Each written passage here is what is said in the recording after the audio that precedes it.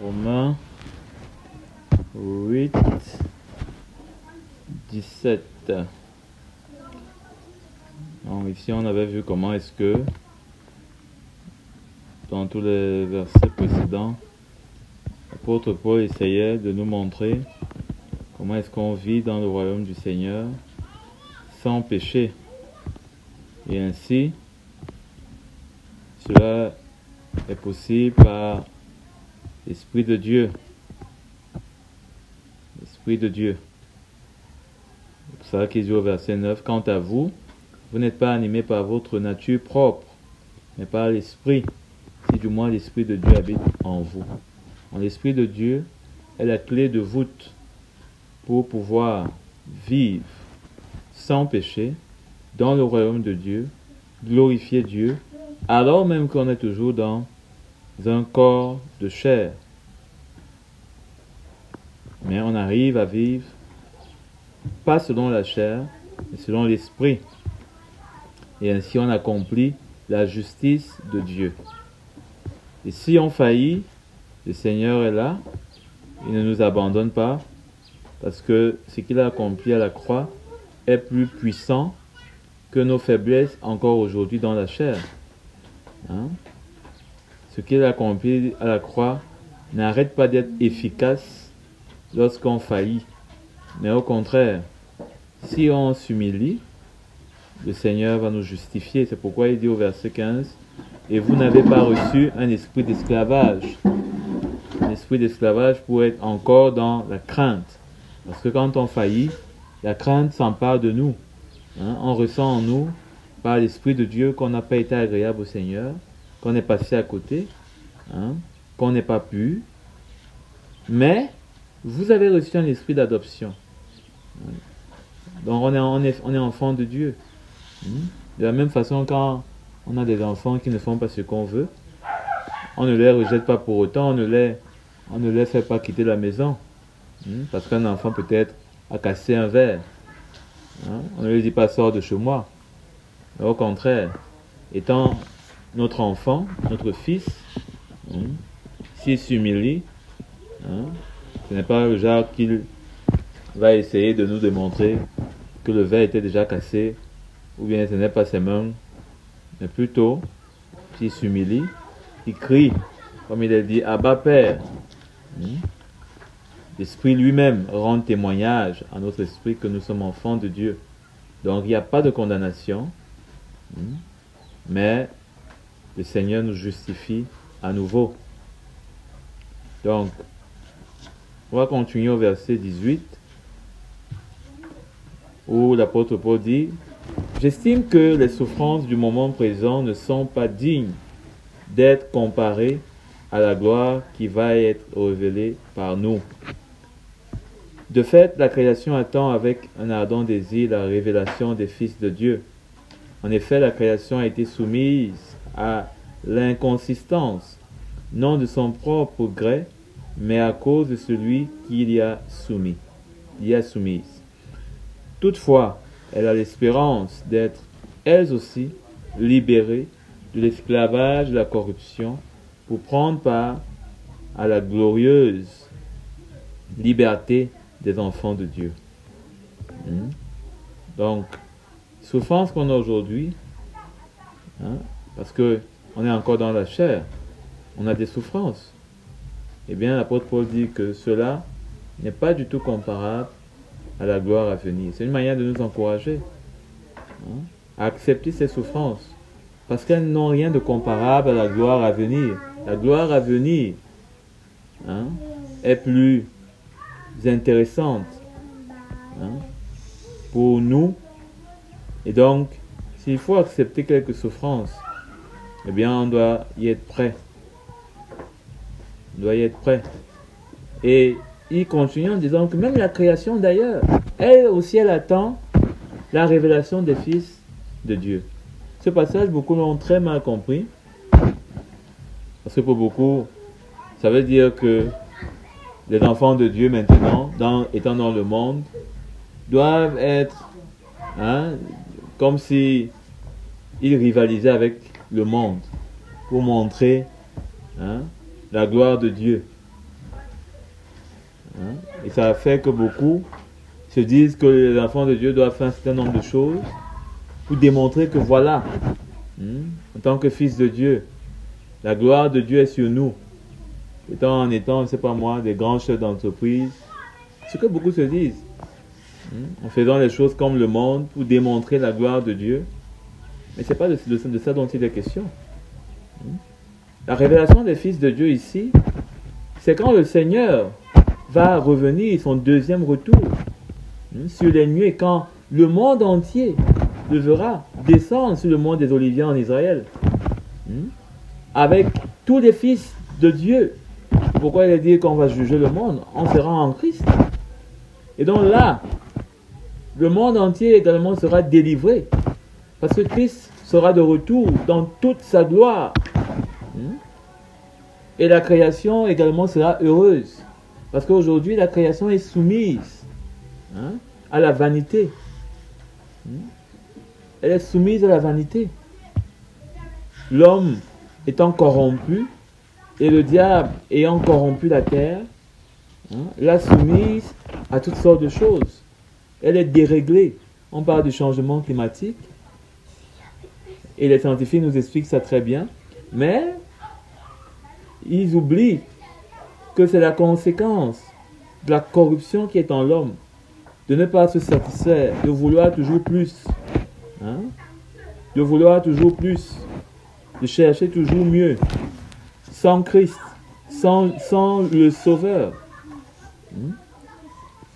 Alors qu'on croit parfois avoir la solution, on croit avoir créé la voiture qui ne va pas polluer, on se retrouve plutôt qu'on a encore aggravé le problème. Donc, même la création attend cette délivrance-là. Donc, l'apôtre Paul, de cette manière-là, nous montre combien il y a une espérance à venir qui, n'est-ce pas, doit être l'objet de notre recherche. Et il nous dit en passant que même la création attend cela. Or, nous savons que jusqu'à maintenant, la création tout entière soupire et souffre les douleurs de l'accouchement. Et ce n'est pas elle seule qui soupire, mais nous aussi. Voilà.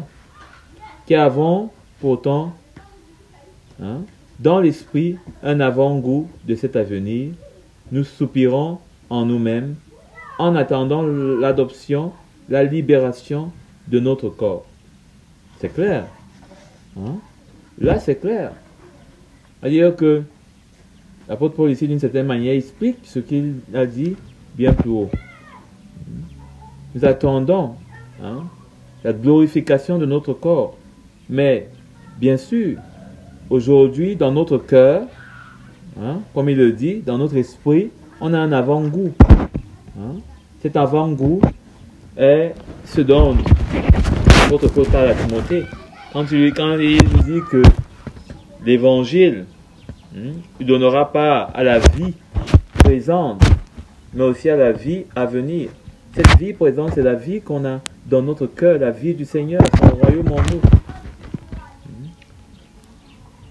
On doit avoir cette espérance d'être un jour libéré de notre corps mortel. C'est pourquoi on peut être malade, mais on ne fait pas de ça quelque chose qui rend Dieu comme étant un Dieu incapable ou un Dieu limité, où on commence à chercher des solutions à gauche et à droite. Mais on le rend grâce. Parce que même s'il ne guérit pas notre corps mortel, on a l'espérance qu'on aura bientôt un corps glorifié. On a l'espérance qu'on aura un corps bientôt glorifié. Quelles que soient les souffrances qu'on peut avoir, même si plutôt on n'est pas marié, on a l'espérance que bientôt on aura un époux pour l'éternité. Même si on n'est pas riche, on a l'espérance qu'on aura bientôt des richesses qui ne sont pas d'ailleurs, qui ne pourront jamais faire l'objet d'un vol, qui ne pourront jamais rouiller. C'est pourquoi l'apôtre Paul dit plus haut qu'il estime que les souffrances du moment présent ne sont pas dignes d'être comparées à la gloire qui va être révélée. Et ça, on doit l'intégrer en nous, quelles que soient les souffrances qu'on a. dire à ces souffrances qu'elles ne sont pas dignes, hein, de nous arracher l'espérance de se comparer à la gloire à venir. Et parfois, pendant qu'on est en train de souffrir, on se compare à la richesse, à la gloire qu'il y a dans la vie des autres. Seigneur, pourquoi tu as donné à l'autre, tu ne m'as pas donné? Au lieu de regarder à l'espérance qui est à venir, à la gloire qui est à venir, on se compare à la richesse, à la gloire passagère, aux bénédictions éphémères que Dieu peut donner à d'autres. Et pourtant, si on avait ces yeux de l'esprit et de la foi, on verrait l'espérance et ça nous réjouirait. Ça nous réjouirait. Pourquoi l'apôtre dit encore une fois de plus, il estime que les souffrances du temps présent, en fait, il veut dire non pas de plus grande valeur, de plus grand intérêt. Quand on compare, quand on ouvre nos regards, quand on ouvre notre cœur et qu'on aperçoit l'espérance qui est à venir.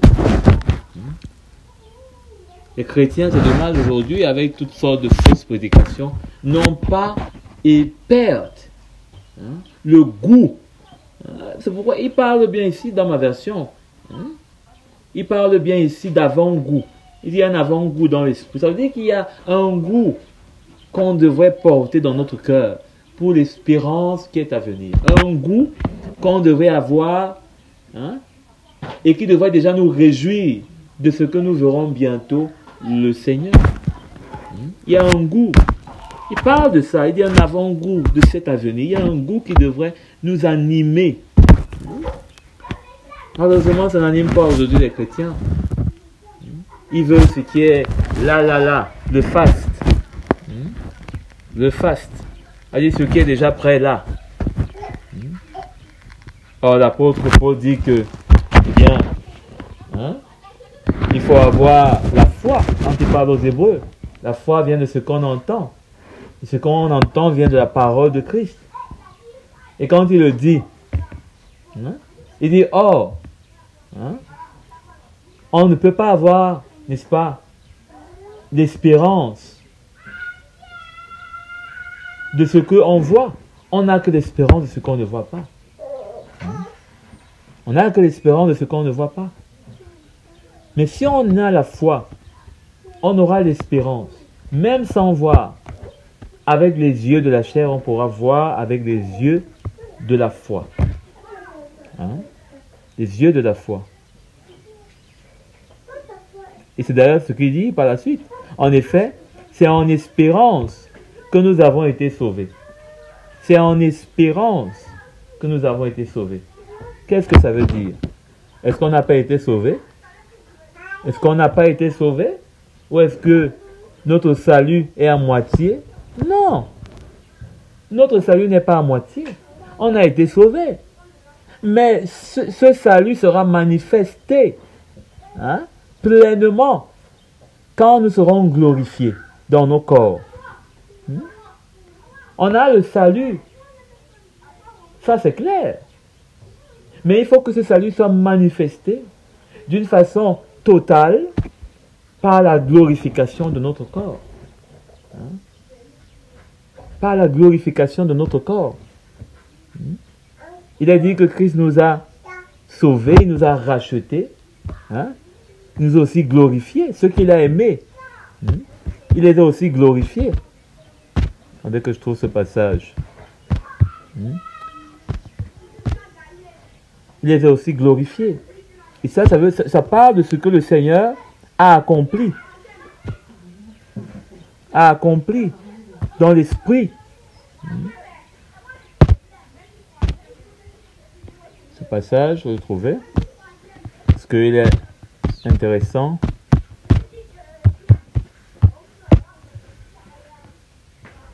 Je pense bien que c'est toujours dans Romains. Allons toujours dans le chapitre 8, de verset 30. Ce qu'il a prédestiné, tout juste à côté. C'est-à-dire qu'il y a un lien dans l'esprit. Ce qu'il a prédestinés, il les a aussi appelés.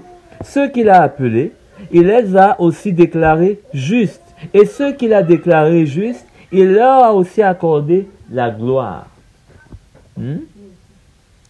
Dans d'autres versions, il est dit que ceux qu'il a prédestinés, il les a aussi appelés.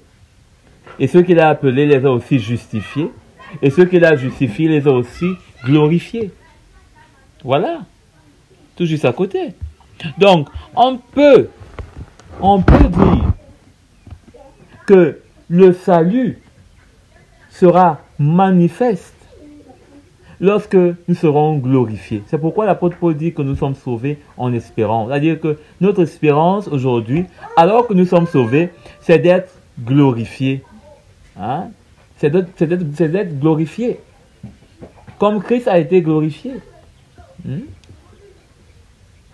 Et là, nous le connaîtrons comme il nous a connus.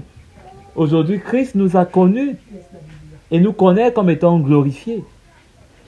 Mais il faudrait que cela, effectivement, soit accompli. Hein? Donc, on est sauvé en espérance. Or, l'espérance qu'on voit n'est plus de l'espérance. C'est ce que je disais tantôt. Et ce que l'on voit, peut-on l'espérer encore? Non. Bien pas que Jésus a dit à Thomas, est heureux celui qui croit sans avoir vu.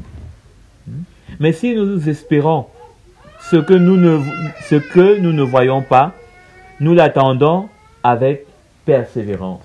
Voilà aujourd'hui le combat du chrétien, d'attendre avec persévérance.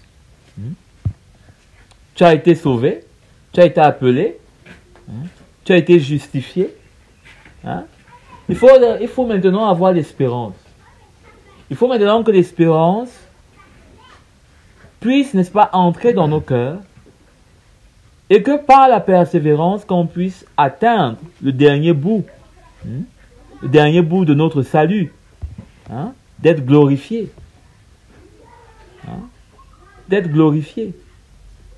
Donc, verset 28, du reste, nous savons que tout contribue au bien de ceux qui aiment Dieu, de ceux qui sont appelés conformément à son plan. En effet, ceux qu'il a connus d'avance, il les a aussi prédestinés à devenir conformes à l'image de son Fils, afin que celui-ci soit le premier-né du grand nombre de frères. Donc, ce qui est arrivé au Seigneur, il a été glorifié, il est monté vers le Père, plus avec un corps de chair, mais avec un corps glorifié. C'est la même chose qui va nous arriver, c'est pourquoi Paul dit qu'il est le premier-né d'entre nombre de frères. Il est le premier-né. Et tout contribue aujourd'hui dans nos vies alors que nous sommes dans le Seigneur à cela. Tout contribue. Tout ce que le Seigneur permet dans nos vies, tout ce que le Seigneur amène dans nos vies. Et n'oublions pas que c'est toujours à la suite du verset 18 où il dit que j'estime que les souffrances du moment présent ne sont pas dignes d'être comparées à la gloire qui va être révélée pour nous. Toujours dans la même suite. Donc, Paul veut dire quoi par là? À travers le verset, verset 26. 28 plutôt. Il veut dire par là que même les souffrances contribuent. Des souffrances dans nos vies contribuent pour que nous puissions avoir part au même destin que Christ a eu. L'agneau a été prédestiné pour être immolé, pour donner le salut aux hommes. L'agneau est venu. C'est comme nous, on a été appelés à Christ. L'agneau est venu. On a été déclaré juste par son sang. L'agneau a versé son sang, étant le sacrifice parfait. Pour le Seigneur, lui, il a le sacrifice parfait, là où lui nous a rendus justes. Et ceux qu'il a déclarés justes, il les a aussi glorifiés. Christ, lui, a déjà été glorifié. Maintenant, c'est ce dernier point qui nous reste. Ce dernier point qui nous reste. Et il va l'accomplir. Il va l'accomplir. Donc, au verset 26, il dit, « De même, l'Esprit aussi nous vient en aide dans notre faiblesse. En effet, nous ne savons pas ce qu'il convient de demander dans nos prières, mais l'Esprit lui-même intercède pour nous par des soupirs que les mots ne peuvent exprimer. Et Dieu qui examine les cœurs sait quelle est la pensée de l'Esprit, parce que c'est en accord avec lui qu'il intercède en faveur des saints. » Ça, c'est la suite de ce que l'apôtre Paul parle de la persévérance. C'est-à-dire que dans la persévérance, il y a, n'est-ce pas, l'Esprit de Dieu qui est avec nous. Et parfois, nous-mêmes, on ne sait pas que demander au Seigneur, que dire au Seigneur. Mais l'Esprit de Dieu est là. C'est lui qui va nous entraîner dans la persévérance. Par un chant, par un soupir, par une pensée. Parfois, on prie même sans savoir qu'on a prié. Parce que l'Esprit de Dieu est là. Il intercède lui-même, en nous. Et c'est pourquoi l'apôtre Paul va dire au verset 28 que du reste, nous savons que tout contribue au bien de ceux, il précise bien de ceux qui aiment Dieu. Pour ceux qui n'aiment pas Dieu, on ne peut pas dire que tout contribue pour eux. Puisqu'ils n'aiment pas Dieu, ils peuvent voler. Voler, c'est pas aimer Dieu. Alors quand ils volent, en plus, on l'arrête, il est en prison. C'est pas sûr que c'est forcément pour la gloire de Dieu. Mais pour ceux qui aiment Dieu, tout contribue. Même quand on faillit, même quand on a des manquements. Tout contribue, le Seigneur utilise cela pour nous former. Afin qu'on puisse être également à la suite de Christ. À la suite de Christ. Dans verset 31, que dirons-nous donc de plus? Si Dieu est pour nous, qui sera contre nous? Si Dieu est pour nous, qui sera contre nous? Lui qui n'a pas épargné son propre Fils, mais l'a donné pour nous tous. Comment ne nous accorderait-il pas aussi tout avec lui? L'apôtre Paul est là en train de solidifier la promesse que le Seigneur, n'est-ce pas, nous a donnée. D'avoir part à la gloire avec lui. Nous aurons part à la gloire avec le Seigneur. C'est pourquoi tantôt je disais que il ne peut pas nous tromper, puisque il a déjà donné sa vie. Si Christ a déjà donné sa vie, ce n'est pas nous donner part avec lui dans la gloire qui va le dépasser, qui va être difficile. C'est pourquoi l'apôtre Paul dit cela ici pour nous rassurer, en nous disant que, n'est-ce pas, Dieu est pour nous. Dieu est pour nous. Dieu fera pour nous. Dieu sera avec nous. Du reste, Jésus est Emmanuel. Dieu toujours avec nous.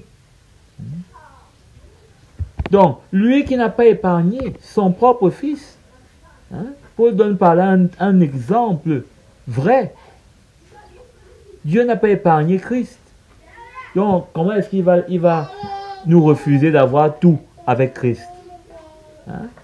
C'est pourquoi le Seigneur nous dit que celui qui le régnera devant les hommes sera également régné devant son Père.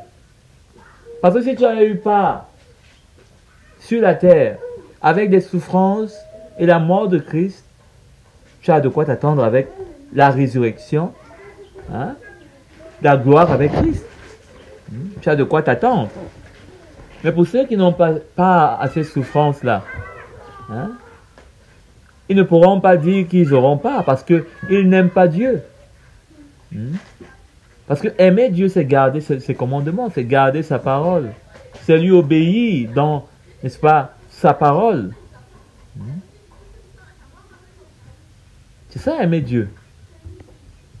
C'est pourquoi tout va concourir. Les souffrances, les manquements, les afflictions, toutes sortes de choses. Les bénédictions, tout, pour nous éprouver, pour nous perfectionner.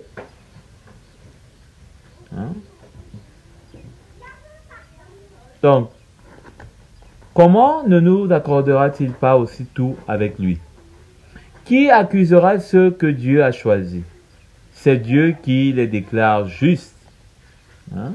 Preuve veut dire quoi par là? Preuve veut dire par là que ben, si on est dans ce combat qu'il est en train de nous montrer ici, de persévérer.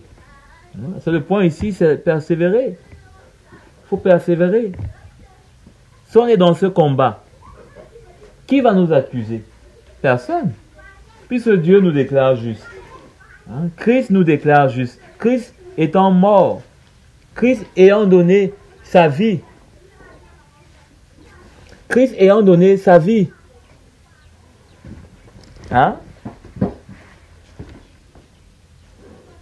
On va pouvoir, n'est-ce pas, avoir part à la gloire. Qui va nous accuser? Parce que Dieu nous déclare juste. Qui les condamnera? Christ est mort, bien plus. Il est ressuscité, il est à la droite de Dieu et il intercède pour nous. Qui les condamnera? Personne. Puisque Christ est mort pour eux. Ils n'ont plus de faute. On n'a plus de faute. On n'a plus rien qui nous accuse. Qui nous séparera de l'amour de Christ? Serait-ce la détresse, l'angoisse, la persécution, la faim, le dénouement, le danger ou l'épée? Voilà les choses auxquelles on a souvent, parfois, part. La faim qui peut peut-être nous amener à ne plus considérer les promesses de Dieu.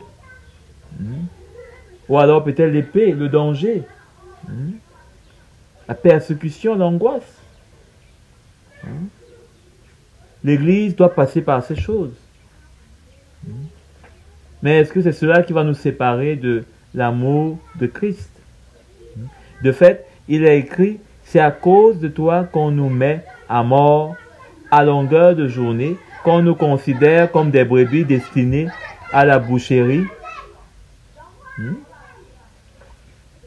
Au contraire, l'apôtre Paul ressurgit encore, dans tout cela, nous sommes plus que vainqueurs, grâce à celui qui nous a aimés. En effet, j'ai l'assurance que ni la mort, ni la vie, ni les anges, ni les dominations, ni le présent, ni l'avenir, ni les puissances, ni la hauteur, ni la profondeur, ni aucune autre créature ne pourra nous séparer de l'amour de Dieu manifesté en Jésus-Christ, notre Seigneur. Donc, ça, c'est la promesse. C'est la promesse. Si on s'attache à persévérer, rien ne pourra nous séparer. Si on s'attache à persévérer, rien ne pourra. Puisque cela va davantage, au contraire, nous attacher au Seigneur. Cela va davantage nous attacher au Seigneur. Celui qui a faim, celui qui a soif. Bien sûr que si on a des frères, on peut leur demander si on a faim. Mais ça peut arriver que peut-être personne ne puisse venir à notre secours dans notre famine, ou dans notre soif, ou dans notre besoin. Qu'est-ce que cette personne doit faire? Elle doit lever ses yeux vers l'espérance. Les yeux vers l'espérance, en se réjouissant, dans le moment même de sa famine, que Jésus revient et que revenant, il va nous glorifier. Notre corps n'aura plus jamais faim. Et peut-être que dans le moment, on sera pris d'une grande joie. On sera rempli de louanges. Peut-être que dans le moment, on sera rempli d'adoration. Pour voir ce jour et de foi. C'est très important de commencer dans les jours-ci à lever nos yeux vers l'espérance qui est en Christ. Parce que beaucoup de choses peuvent arriver et on peut ne pas avoir de solution. Quelqu'un peut être, par exemple, dans un pays où il est persécuté, où il est accablé, où il est accusé faussement, etc. Au point où la seule manière pour lui de vivre en paix, c'est de régner Christ. Mais quelle est ce qui va garder sa foi. Qu'est-ce qui va garder sa foi? C'est l'espérance. C'est pourquoi l'apôtre Paul dit que ni la mort, ni la vie, ni les anges, ni les dominations, ni le présent, ni l'avenir, ni rien ne peut nous séparer de l'amour manifesté en Jésus-Christ notre Seigneur. Pourquoi il dit que de l'amour manifesté en Jésus-Christ notre Seigneur? Parce que l'amour de Dieu pour Jésus a été non seulement de le ressusciter, mais également été de le glorifier. Et c'est pourquoi il dit que rien ne peut nous séparer de cet amour. Parce que l'amour de Dieu également, au travers de Christ, pour nous, est que non seulement on est dans la vie présente, en nous la vie de Christ, mais qu'on soit également glorifié. Ça, c'est l'amour de Dieu pour nous. L'amour de Dieu pour nous n'est pas de nous donner peut-être une télévision, dernier cri, peut-être un téléphone dernier cri, ou bien beaucoup d'enfants. Ce n'est pas l'amour de Dieu forcément pour nous. Parce que ça, même les païens en ont. Ça, même les païens en ont. Mais l'amour de Dieu est véritablement manifesté lorsqu'on sera glorifié comme Christ, qu'il a aimé et qu'il a glorifié. À qui il a donné de s'asseoir à la droite de Dieu. La droite qui est le symbole, pour les Juifs notamment, c'est le symbole de la puissance, de l'autorité. Et c'est pourquoi nous aussi, étant en Christ, on pourra d'ailleurs juger, n'est-ce pas, le monde, puisque on aura l'autorité en Christ. Donc, ça c'est vraiment capital, la persévérance dans l'espérance. La persévérance dans l'espérance. Parce que il y a beaucoup de choses qui peuvent arriver dans la vie du chrétien. Mais si on n'a pas les yeux dans l'espérance, on est mal parti. On est mal parti. On peut se retrouver à faire un mois, à manger peut-être la même sauce, peut-être c'est pas moi quoi, qui nous fatigue, pendant que peut-être notre voisin est en train de manger les meilleurs mets de la terre, c'est pas moi. Et on se demande, mais où est notre Dieu? Où est le grand Dieu qui fait tomber la pluie? Est-ce qu'il est incapable de donner à son enfant bien-aimé, qui est à son image? S'il donne aux oiseaux, à plus forte raison, mais est-ce qu'on va se tenir sur une telle... sur un tel raisonnement pour dire, Dieu, tu donnes aux oiseaux, et à moi, chaque jour, tu me donnes la même nourriture. Même les oiseaux varient, Seigneur, moi aussi je veux varier. Non! Des yeux dans l'espérance. Dans le royaume de Dieu, d'ailleurs, on n'aura plus faim, on n'aura plus soif. Que cela nous réjouisse déjà. Oui, dans le royaume de Dieu, on n'aura plus soif, il n'y aura plus de faim. Dans la faim qu'on peut ressentir aujourd'hui, ou la soif qu'on peut ressentir aujourd'hui, peut être une occasion, peut-être, de commencer à nous réjouir, dans l'espérance, qu'on aura un corps qui ne sera plus soumis aux lois de la nature, de la création, qui va nous libérer de toutes ces lourdeurs, de tous ces principes de la vie, où l'homme doit manger pour être en santé, où l'homme doit boire de l'eau pour être en santé. Ça, c'est l'espérance. Au milieu de tout ce qu'on peut souffrir, tout ce qu'on peut avoir comme difficulté, que l'espérance saisisse notre cœur. Que l'espérance saisisse notre cœur. On va un peu déborder, on va aller au chapitre 9. Je dis la vérité en Christ, je ne mens pas. Ma conscience m'en rend témoin par le Saint-Esprit. J'éprouve une grande tristesse et j'ai dans le cœur un chagrin continuel. Oui, je voudrais être moi-même maudit et séparé de Christ pour mes frères, mes propres compatriotes, par les Israélites. C'est à eux qu'appartiennent l'adoption, la gloire, les alliances, la loi, le culte, hein, les promesses et les patriarches. On comprend tout ça. À dire que c'est à eux qu'appartiennent, notamment la loi. C'est pas la loi qu'ils ont été adoptés comme étant le peuple de Dieu. Hein? La gloire parce qu'ils ont eu la promesse de recevoir un sauveur. Les alliances, on les connaît. Hein? Dieu a tissé alliance avec eux, il a renouvelé plusieurs fois. La loi, à travers les 10 commandements, le culte, que ce soit pour les fêtes, que ce soit pour les différents sacrifices,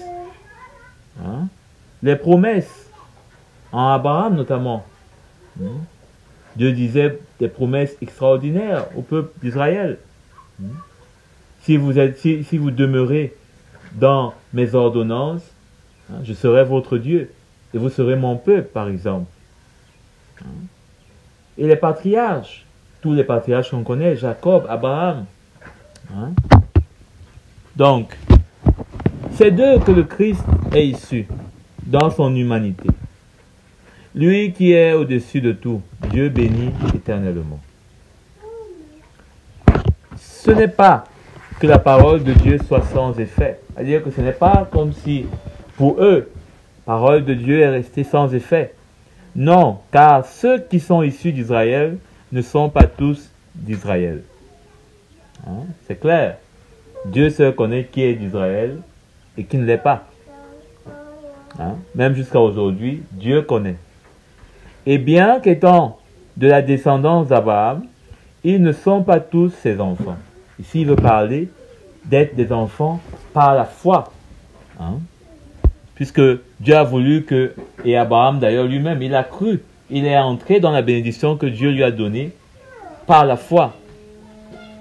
Au contraire, il est dit, c'est par Isaac qu'une descendance se sera assurée.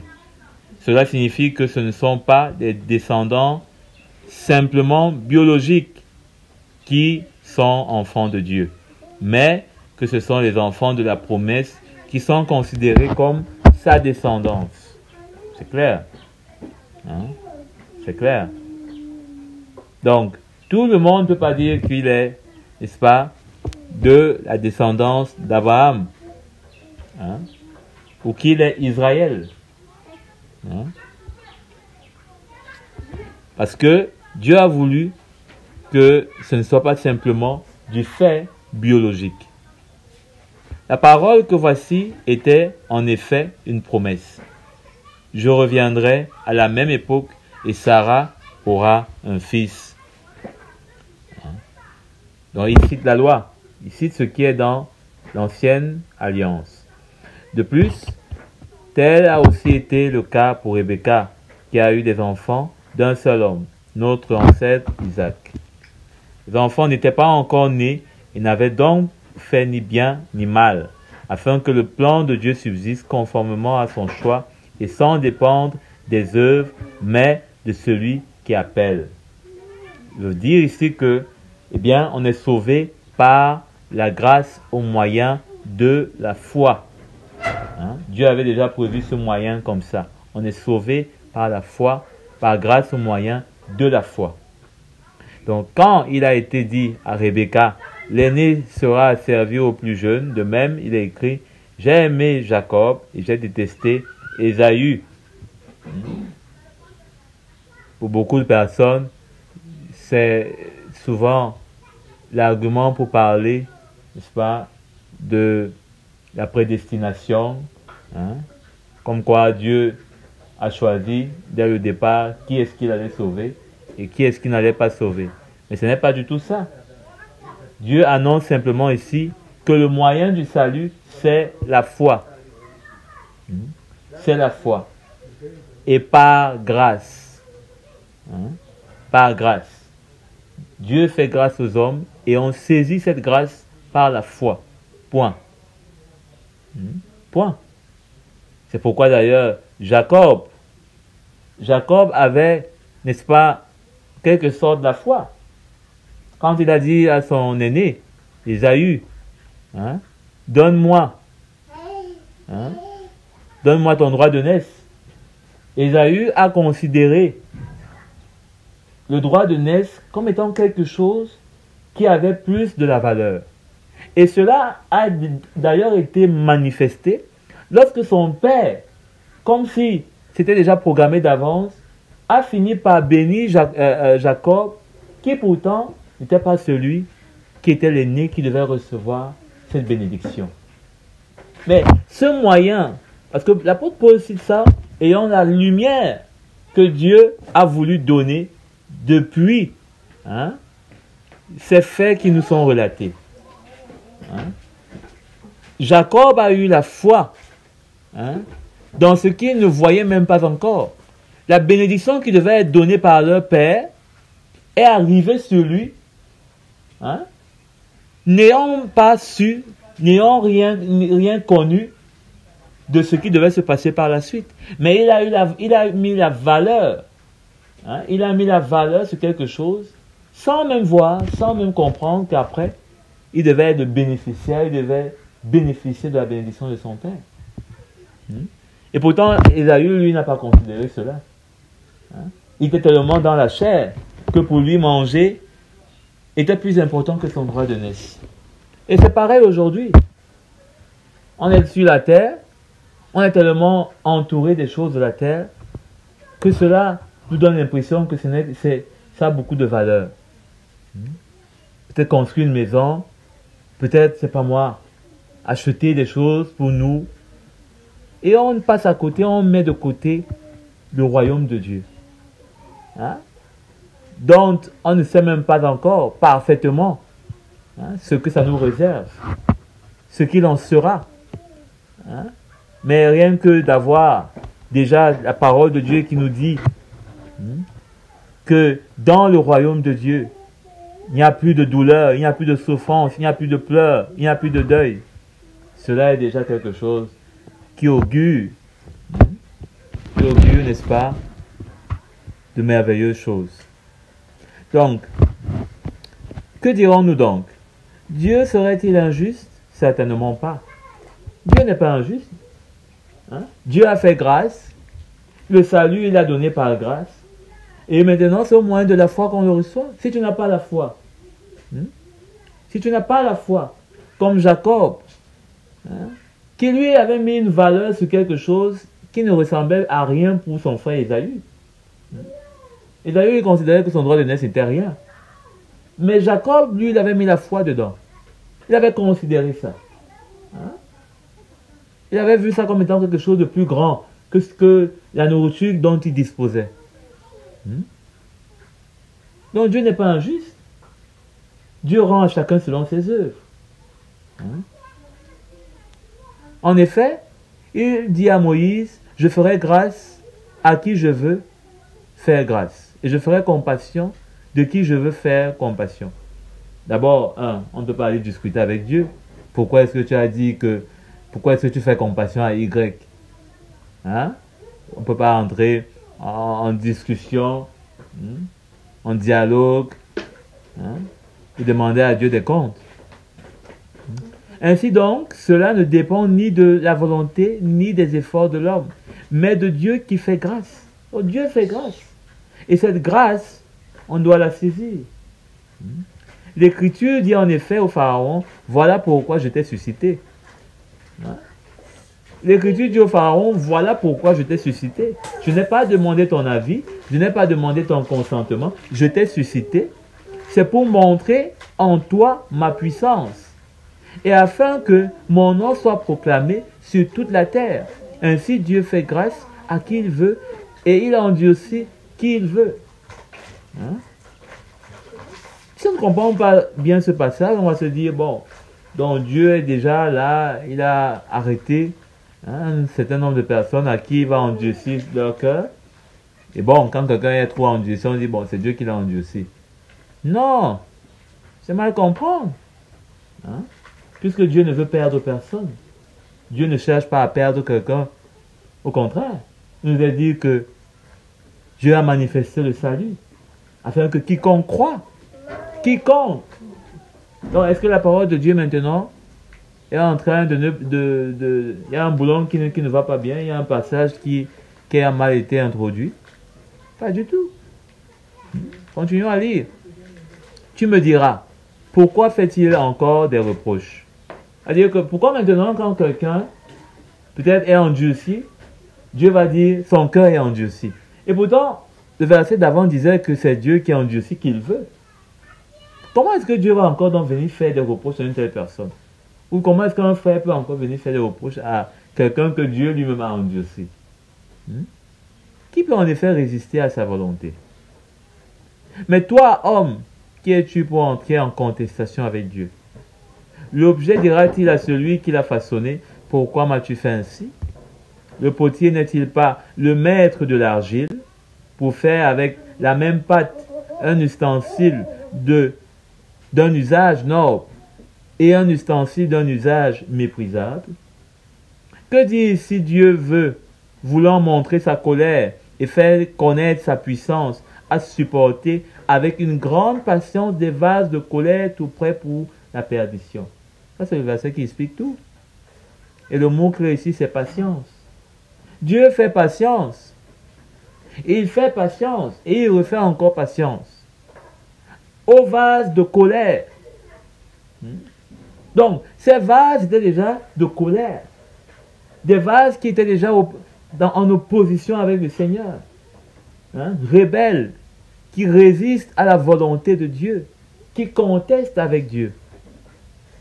Et donc maintenant, Dieu leur fait patience pour qu'ils reviennent sur leur voie. Mais ils ne reviennent pas. Et donc, qu'est-ce que Dieu fait? Dieu les livre à la perdition. C'est-à-dire qu'il les livre à leur propre cœur. Et qui viendrait là donc pour dire, Seigneur, pourquoi? Qui viendrait? Qui pourrait tenter ou essayer de demander au Seigneur, tu ne pouvais pas empêcher que son cœur ne s'endurcisse? Qui pourrait essayer de démontrer au Seigneur quoi que ce soit? Il ne faut pas oublier que l'homme est libre du reste. Et que dirait s'il a voulu faire connaître la richesse de sa gloire envers des vases de compassion qu'il a d'avance préparés pour sa gloire?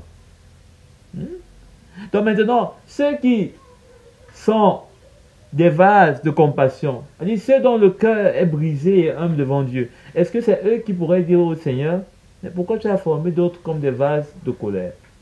Et pourtant, eux, ils bénéficient de la richesse de la compassion de Dieu envers eux. Donc personne ne peut aller dire au Seigneur quoi que ce soit, l'accuser ou lui demander des comptes pour quoi que ce soit. Personne. C'est lui qui fait grâce. Et s'il nous fait grâce, il faut saisir la grâce. Et si on saisit la grâce, il faut se réjouir. C'est pas que tu donnes un bonbon à un enfant et c'est lui qui te dit, papa, pourquoi tu donnes pas au voisin? Non. Donc, ainsi, il nous a appelés non seulement d'entre les Juifs, mais encore d'entre les non-Juifs. C'est aussi ce qu'il a dit dans le livre d'Osée. J'appellerai mon peuple celui qui n'était pas mon peuple. Et bien-aimé, celle qui n'était pas la bien-aimée. Donc si vous allez dans Osée, vous allez retrouver. J'appellerai mon peuple celui qui ne l'était pas. Et on sait comment l'apôtre Paul nous montre que, c'est l'endurcissement du peuple juif qui nous donne accès au salut de Dieu. Eux ayant refusé la grâce de Dieu, eux ayant été incrédules devant le sacrifice de Christ, devant le Sauveur qui leur a été annoncé. C'est pourquoi l'apôtre Paul dit plus haut, au début on l'a lu, il dit plus haut qu'il a un chagrin continuel. J'éprouve une grande tristesse et j'ai dans le cœur un chagrin continuel. C'est pourquoi il dit ça. Parce que en tant que juif, il comprend la grâce qui a été faite à ses frères. Il voit la grâce qui lui-même lui a été faite. Et il voit ses frères qui continuent à rester incrédules. Et à persécuter même, bien plus, à persécuter même ceux qui sont pour le Seigneur. C'est pourquoi il dit, j'ai un chagrin continuel. Oui, je voudrais être moi-même maudit. Il dit tellement son chagrin était profond. Lui-même, devant Dieu, il ne sait quoi faire, quoi dire. C'est pourquoi il dit qu'il aimerait lui-même être maudit et séparé de Christ. Pour ses frères. Pour ses frères. C'est comme s'il dit, Seigneur, prends ma vie pour mes frères. Prends ma vie pour mes frères. Malheureusement, il n'y a plus de malédiction en Christ. Donc, maudit, il ne peut pas. Séparé de Christ non plus. D'ailleurs, qu'il était appelé pour rapprocher ceux qui étaient séparés de Christ, notamment des païens, lui étant apôtre des païens. Donc, en mauvaise posture. Tout ce qu'il peut faire, c'est de nous montrer cette lumière. Et pour nous qui ne sommes pas juifs, de considérer. C'est d'ailleurs ça qui va, n'est-ce pas, nous mettre en garde par la suite. Donc, il faut considérer la grâce qui nous a été faite. Bien comprendre ceci. Parce que l'apôtre plus tard va nous montrer comment est-ce que si on ne prend pas garde pour nous aussi, qui avons eu part à cette grâce d'être greffés, eh bien, nous pouvons encore être retirés. Parce que Christ n'a pas, le Seigneur, le Dieu d'Israël n'a pas hésité à retrancher Israël. Bien qu'il va encore, n'est-ce pas, le regreffer. Mais une chose est sûre, c'est que pour nous, il n'y aura pas de coupure. Il n'y aura pas de coupure et de regreffage encore. Puisqu'il dit plus loin que, eh bien, ceux qui ont part au sacrifice, il n'y a plus de sang, il n'y a plus de moyens de justification pour eux. Tu ne peux pas avoir eu part avec le sacrifice même de Jésus. Et le Seigneur te retranche. Et il y a encore possibilité que tu sois encore, n'est-ce pas, regreffé. C'est pourquoi pour nous, nous sommes encore sommes en danger. Parce que les Juifs, eux, ils peuvent encore. Le Seigneur peut encore leur faire grâce. Parce que leur endurcissement nous a donné le privilège d'être joints. D'être joints à l'olivier naturel. Mais nous là, nous ne pouvons pas. Parce que l'olivier franc, l'olivier franc a déjà été révélé pour nous. Mais pour les Juifs, pas encore. Donc si nous, on se laisse, n'est-ce pas, arracher, couper de Christ, il n'y aura plus de sacrifice pour nous. Il n'y aura plus de grâce pour nous. Il n'y aura plus de grâce pour nous. Donc, il dit, verset 14, c'est mon verset 14? Non. Verset 27. Ésaïe, de son côté, s'écrie au sujet d'Israël. Même si les Israélites, de par leur nombre, étaient pareils au sable de la mer, un reste seulement sera sauvé. En effet, le Seigneur accomplira pleinement et rapidement sa parole sur la terre. Et comme Ésaïe l'avait prédit, si le Seigneur de l'univers ne nous avait pas laissé une descendance, nous serions devenus comme Sodome, nous aurions été semblables à Gomorrhe. Donc Dieu va accomplir cette parole. Dieu va accomplir cette parole. Et il va l'accomplir. Comme il va accomplir également toutes les paroles qu'il a eu à déclarer.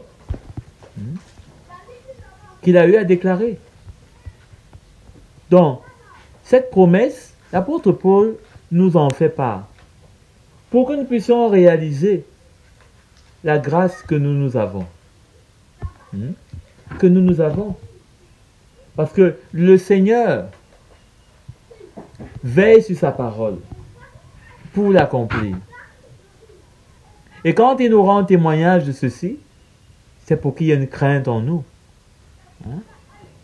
Et une action de grâce au Seigneur. Ce n'est pas pour deux raisons. Une crainte en nous. C'est pourquoi il va dire plus tard de travailler à notre salut. Hein? D'avoir une crainte. Hein? De servir le Seigneur avec une crainte dans notre cœur. Parce que ce qui s'est passé avec le peuple juif, eh bien, le Seigneur ne va pas trembler pour, n'est-ce pas, l'accomplir en ce qui concerne les païens comme nous. Il ne va pas trembler. Au contraire. Que dirons-nous donc? Des non-juifs qui ne recherchaient pas la justice ont obtenu la justice. Donc ici, il conclut pour essayer de nous faire comprendre quelque chose. Celle qui vient de la foi, tandis qu'Israël, qui cherchait une loi de justice, n'est pas parvenu à cette loi. Pourquoi? Parce qu'Israël a cherché non par la foi, mais par les œuvres de la loi. Hein? Ils se sont heurtés à la pierre qui fait obstacle, Christ. Comme il est écrit, je mets dans Sion une pierre qui fait obstacle, un rocher propre à faire trébucher. Mais celui qui croit en lui ne sera pas couvert de honte. Hein? Donc, l'apôtre Paul veut nous faire comprendre ici que, eh bien, on a intérêt à croire, à garder la foi, à rester avec le sacrifice de Christ, à rester avec, n'est-ce pas, notamment l'espérance dont il nous a parlé, hein? À ne pas nous déconnecter, hein, de ceci. Parce que ceux qui vont, n'est-ce pas, rechercher que ce soit la justice de Dieu, hein, que ce soit les promesses de Dieu, en dehors de la foi que Christ nous a transmise et de celle que les apôtres ont fidèlement retransmise dans la parole, eh bien, on va trébucher sur cet obstacle. On va trébucher. On va arriver devant le Seigneur. Le Seigneur va nous demander, mais où est ta foi? Est-ce que tu as cru?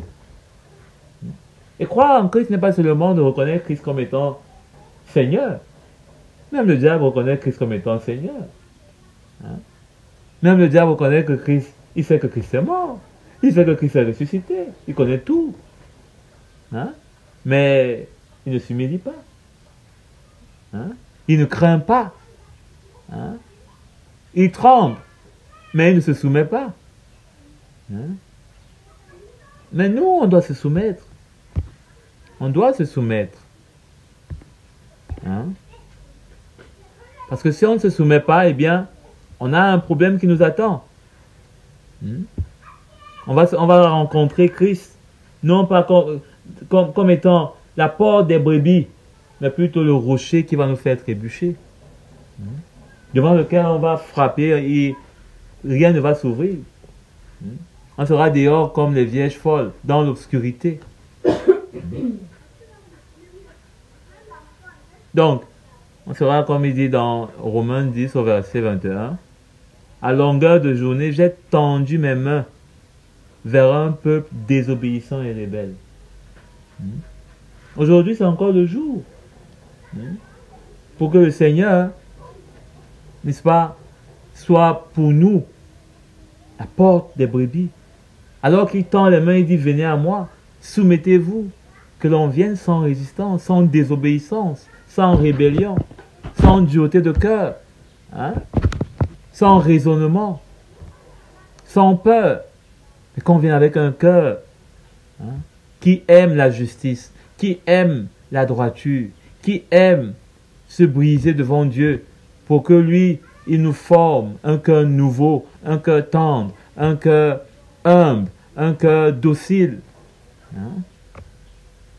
C'est ça, hein? Le cri de l'apôtre Paul. Parce qu'il parle de ses frères comme étant rebelles. Hein? Il voit la misère de ses frères. Hein? Dans la chair, ses frères juifs qui étaient rebelles. Au point où il dit, il a une tristesse dans son cœur. C'est ce que nous aussi on peut expérimenter. On voit des frères dans la rébellion, dans l'orgueil, dans toutes sortes de choses. On peut également avoir de la tristesse. Que le Seigneur nous aide tous.